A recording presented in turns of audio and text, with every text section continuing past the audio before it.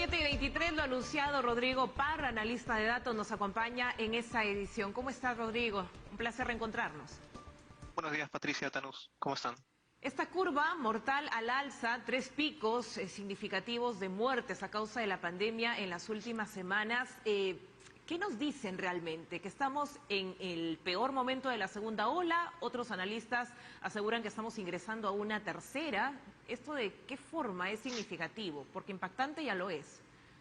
Sí, independientemente de la definición que le pongamos, una tercera ola que superpone sobre una segunda o un nuevo pico de la segunda, lo que es claro es que estamos en el peor momento de la pandemia en cuestión de fallecidos.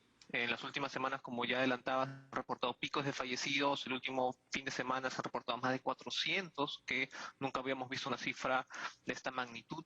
Y ya son casi 330 personas que se reportan fallecidas a diario por COVID, según lo que indica el MINSA cada día. Y esta cifra representa un aumento de casi 70% con lo que se reportaba hace 3 semanas. El crecimiento ha sido muy rápido, lamentablemente. La tendencia viene desde incluso la última semana de marzo, ¿no?, cuando se reportaba la presencia de la variante brasileña en nuestro país.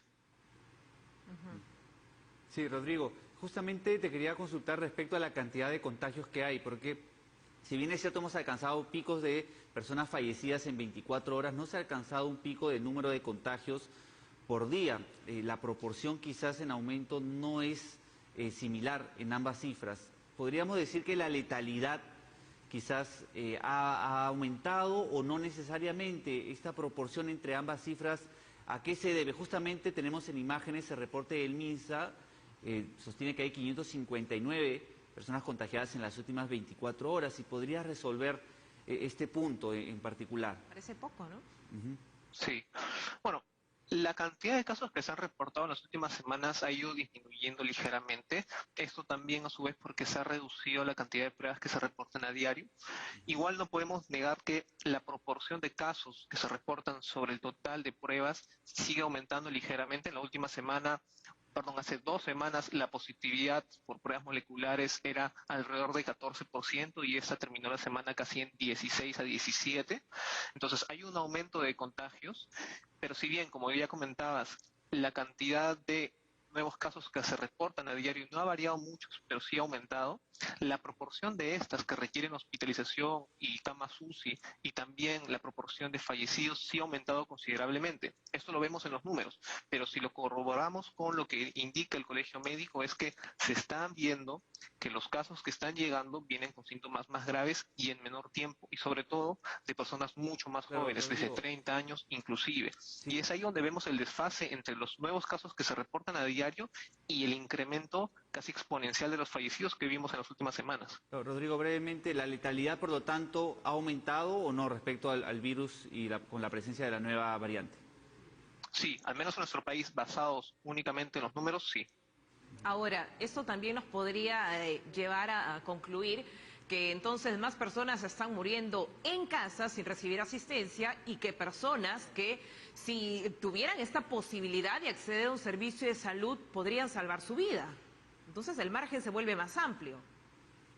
Efectivamente, por más que se haya ampliado la capacidad de camas UCI, sigue siendo insuficiente porque la demanda de estas se ha casi duplicado en estas semanas y por lo mismo hay mayor cantidad de personas que mueren en domicilios, pero también en establecimientos de salud la curva sigue aumentando en las últimas semanas. Rodrigo, ¿qué sucede si nos comparamos con otros países en Europa, por ejemplo, que ellos siempre han ido por delante de nosotros en términos a las apariciones de las olas? Ellos han alcanzado un pico, quizás, y en algunos países está descendiendo, lo hemos podido, nos hemos podido informar y se ha registrado esto. En el Perú, comparando más o menos el comportamiento del virus tanto en Europa o en Estados Unidos y con Sudamérica, otros países de la región, ¿podría hacerse una proyección en cuánto tiempo alcanzaríamos un pico o no necesariamente con la data que tenemos actualmente?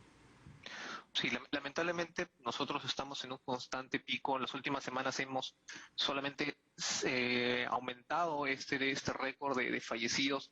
Todavía no se ve un horizonte en el cual se puede estabilizar porque con las últimas cifras que parecían de que estaba desacelerando un poco la curva de fallecidos, lamentablemente esta sigue aumentando. Si nos comparamos a Europa, que están en terceras o incluso cuartas olas, ellos tienen picos de contagios, nuevos casos reportados a diarios. Lo que no tienen es picos de fallecidos, al menos no la mayoría. ¿Y qué pasa? Ahí se ve la diferencia de la holgura que tienen en el sistema de salud, en cuestión de camas UCI, de ventiladores. Nosotros estamos muy limitados y siempre lo hemos estado en cuestión de camas. Y esto hace que al menor incremento de casos se copie nuevamente el sistema y veamos directamente el incremento en fallecidos. Ujú. Rodrigo, de la parte social tenemos complicaciones mentales, depresión, producto de esta pandemia, incertidumbre. Tenemos también una fatiga, donde muchas personas ingresan nuevamente a la etapa de negación y bueno, ya, si me toca, me toca, y empiezan con este tipo de discursos que hasta cierto punto parecería comprensible. De parte del gobierno hay nuevas medidas, hay nuevos protocolos, nuevas disposiciones y restricciones. Entonces, ¿qué hacemos para no quedarnos ya en el diagnóstico? ¿Qué más se puede hacer? Porque ayer a los ministros les decían la posibilidad de evaluar una nueva cuarentena total y prácticamente lo negaban. Esto de estar en evaluación era prácticamente decir por ahora no se puede porque la economía sería insostenible como está ahora. ¿Qué más cambiar y qué hacer en la estrategia? Sí, muy aparte de los temas económicos que ya lo comentaron, hay un agotamiento de la población que ya no tolera, no respeta una cuarentena muy estricta. Si lo vemos por movilidad, cuando se han aplicado cuarentenas estrictas últimamente, no se están respetando del todo. Desde que se empezaron a aplicar las cuarentenas focalizadas con ciertas flexibilidades para algunas provincias que no estaban en nivel extremo, se vio una reducción, al menos en la mayoría, si lo medimos por exceso de fallecidos. Entonces, de alguna forma podríamos asociar que la medida fue útil para la mayoría de estas, pero sin embargo, Lima ha sido la última región en descender en positividad y fallecidos y es nuevamente la que está entrando en nivel extremo. La reducción que tuvo Lima durante el mes de febrero fue mínima para que haya bajado nuevamente a nivel alto y vemos que ha colaborado lamentablemente en que la curva nacional de fallecidos aumente nuevamente. Entonces, respondiendo a la pregunta, se tiene que seguir enfocando en cuarentenas focalizadas, pero sobre todo lo que está haciendo todo el mundo, aumentar el ritmo de vacunación. Nosotros estamos ni siquiera 3% de la población objetivo que se va a vacunar.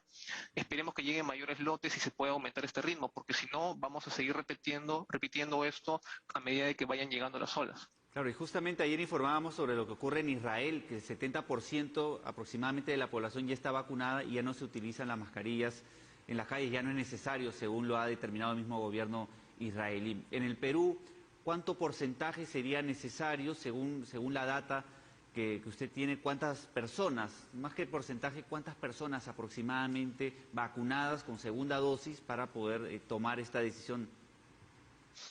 Sí, con segunda dosis se tiene poco más de 500.000 personas y con primera dosis más de 700.000 personas. Israel empezó a ver efectos cuando su población, al menos con la primera dosis, alcanzó un 70% de esta. Nosotros estábamos todavía, como mencionaba, casi a ni siquiera un 3%. Entonces el camino por recorrer aún es largo. Hablamos que posiblemente si mantenemos este ritmo son años, lo cual sería ilógico y se espera que el ritmo aumente para poder hablar de un objetivo tal vez en el siguiente semestre del 2022. Bueno, hasta el próximo año entonces. Muy bien, Rodrigo, muy amable. Gracias como siempre por brindarnos su conocimiento y proyecciones. Nos reencontramos. Y bueno, el pedido, la indicación clara es aquí lo que ocurre en regiones, ¿no? Porque hablamos mucho de la vacunación en Lima, pero el clamor está en las regiones de nuestro país donde las vacunas en algunos casos no llegan ni siquiera para el personal policial. O sea, aquellos que están en primera línea, los médicos no terminan todavía en esta segunda dosis y la demanda es altísima. Claro, y mientras tanto, Pati, lo hemos escuchado de parte de nuestros corresponsales, hay un déficit de oxígeno y algunos médicos también que